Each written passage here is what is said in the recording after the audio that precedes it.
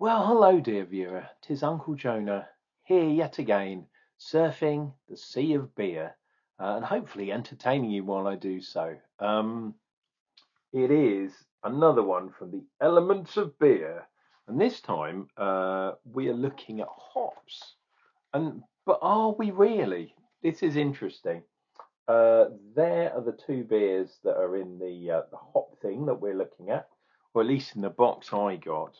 They're both by Mikkeller, um, but there is a caveat. It's a bit weird. Whereas some of the other beers I've had, they've only changed one thing. In these ones, they've changed a few things. So I will show you what I mean. So this is the beer that we are doing today. Hopefully it will focus a bit on there. There we go. Pale Bloom it's called. And this is what we're looking at down here. So we have got Magnum, Cascade and Centennial. But look at the other bits. Pilsen, Munich Extra Pale and Carapils. And then tomorrow we're going to be drinking this one, which apparently only changed the hops, and the hops have changed a little bit. We've got Chinook. This is a quadruple C beer, but look, I don't think you can see underneath. It's only Pale Ale, Munich, and Carapils. So they've changed the malt bill and the hops. So surely that's a different beer altogether. And the styles have changed. The one we're looking at today, I can't be bothered to pull back the thing, but there she blows. Mikkeller is called an American Pale Ale. A 4.8. Jesus, I put my glasses on for this kind of stuff as well. Yeah, 4.8% beer. Elements of beer, hops, all that kind of jazz. I can't remember where they are. Oh well, it doesn't matter because they're not brewed where they are, because they're brewed by Beer 52 in their own factory. So essentially, they've just used one of their recipes.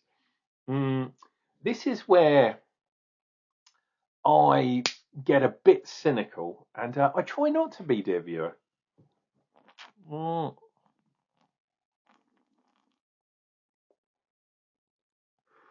Okay, that is not so good. This has been in the fridge for a good amount of time and has just, jizzed on my trousers. Oh, and these are my work trousers too. It's a Thursday. Oh, dude, I needed a beer as well. Let's find. Oh, I do have some paper napkins. That is amazing.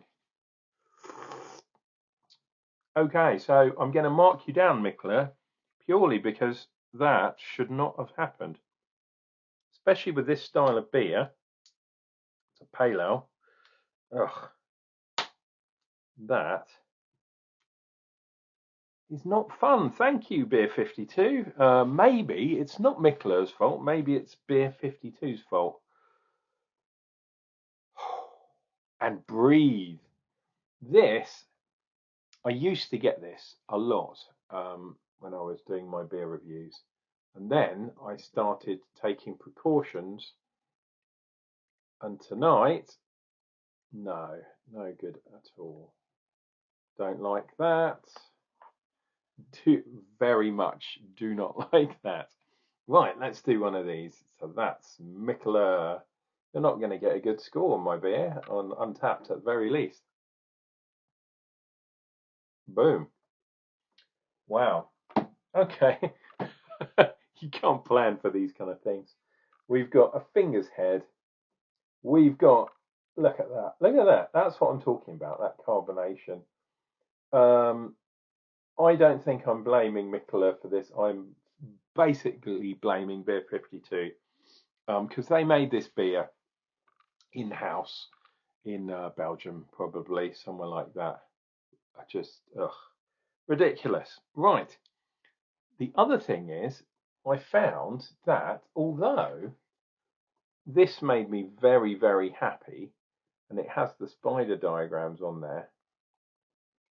It doesn't actually have the tasting notes on there.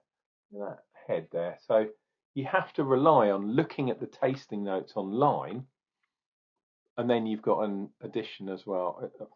And it's not in the new one, the new box, as you probably saw, dear viewer. If not, think about subscribing. Yeah, they didn't have the insert in the new magazine, so it was a one-off, I guess. Back to the bad old days. Yeah, I love the concept of this, but yeah, it's still getting so many things wrong. Beer 52 is getting a bit too big. Quality control, as I've said many times, is not so good. Yeah, crazy. Right, this particular beer, it says a clean, balanced American pale ale featuring classic hops, bright aromas of grapefruit, orange, complement light biscuit, and a malty base, medium body, crisp bitterness, etc. And it's got Centennial, my favourite hop, so that's good. I was getting a little bit of spiciness, like almost wryness, when I was drinking from the top of my can, which then subsequently went on my trousers.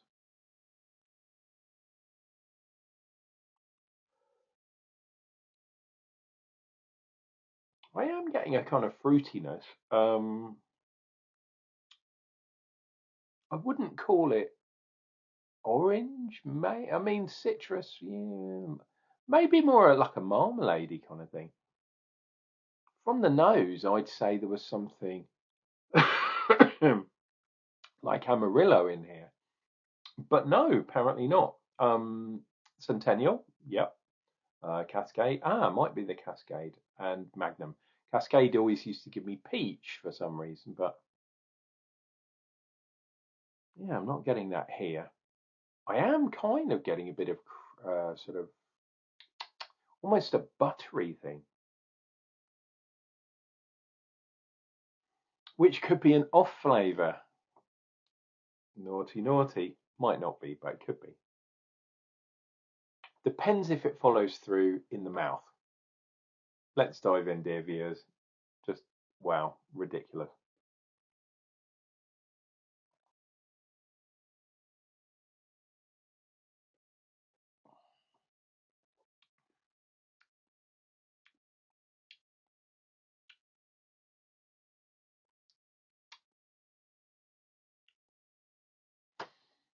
Is there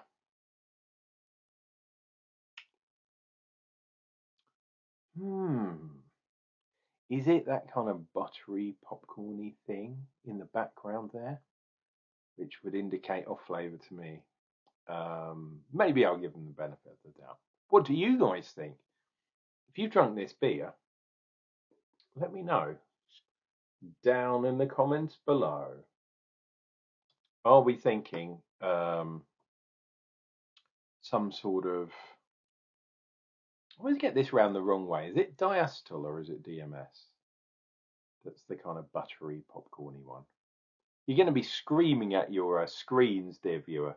Alas, my memory kind of goes away, but it's definitely one of those two. But I don't think it should be there. I think it's DMS, isn't it? Yeah, weird, eh?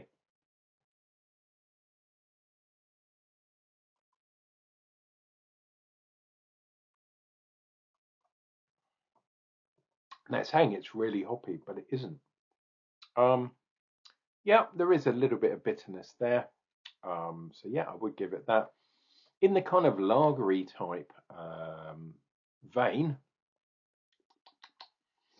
yeah, I don't know, man. I mean, it is quite a nice beer, refreshing, but there's a few issues. Obviously, the overcarbonation is a big quality control issue for me.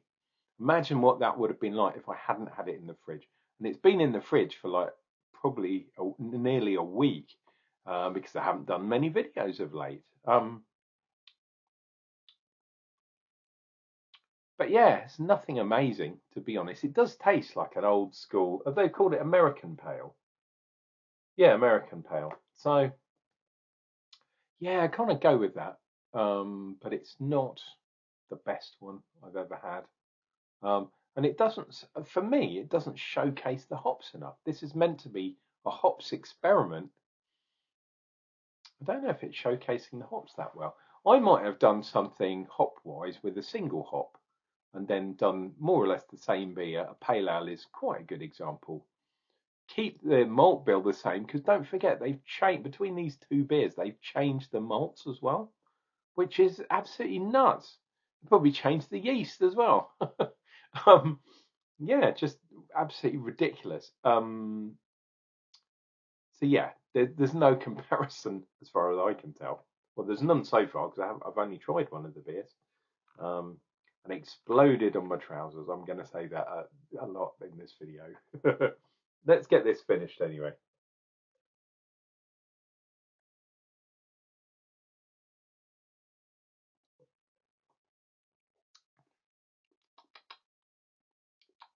I do actually like it. It's a pale ale, quite hoppy.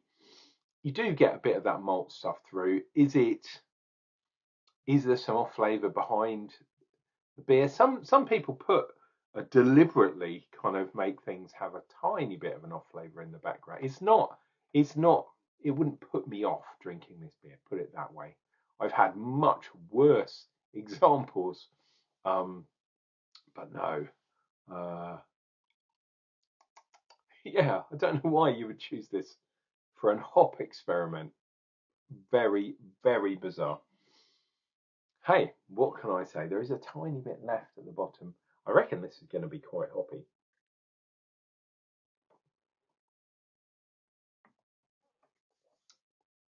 There is that creaminess still there. Yeah, hoppiness is okay. But yeah, nothing to write home about, to be honest. Pardon me. Let's see what we get for tomorrow, because that is a middle of the road beer, but not extra special. Very bizarre. Anyway, hopefully I've entertained you a little bit. Yeah, I've given you a question for the comments already. So yeah, why not tell me I'm an idiot for not knowing exactly the DMS and diacetyl B. I do know the difference. I just can't remember what it is. Yeah, my mind is gone. Oh, the other thing I should probably say is I'm using these bad boys a lot more because I went for an eye test. I'm not sure if I've told you this already. I went for an eye test, which got paid by my company, which is fantastic. Thank you very much, company. And the nice lady there told me that my eyes had got worse by a factor of minus a half. And the last eye test, it must have been 5 years ago. I know you're supposed to get it done every year or every couple of years. But I'm at a point in my life where, yeah, my prescription hasn't changed for ages, and it changed a half. The reason I booked the test was because when I'm driving around, I was finding myself like looking at people's license plates, and that was something they used to check a lot when I did my driving test, like years ago. I say, "Oh, can you read a license plate from 50 yards or whatever it was in old money?" And I can drive, obviously, but I can't make out the precise detail of a license plate at, a reasonable, yeah, 50 yards or whatever, 50, yeah, 50 yards, we'll say. So I was thinking maybe my eyes have changed a bit, and they have by a half. So guess what I did? I went online and got the smallest denomination I could because I wear contact lenses. I've got these on top of my head, but the contact lenses, and I upped them by a half, put them in, and now I can't. It was like, oh, it was a moment of truth. I looked out the window. I work on the third floor, and I look out the window at work. Oh my God, how could I not see the world? Fantastic, um, amazing. But try and read something here, I can't read it at all. I have to really reliant. I mean, I was relying on them anyway because I'm getting a bit older. But upping my prescription, Jesus, it's messed up my reading, which is nuts. Anyway, done nothing to do with beer, but I thought I'd share that with you. Purely because you might see the old bins, the old glasses being put on my noggin a lot more in upcoming videos because I'm blind as anything. Anyway, please take care of yourselves. Take care of each other. Thanks for putting up with your ever descending into madness, Uncle Jonah. You know what I'm going to say. I'll be back with another beer review, another hop beer review, and that's going to come up real soon.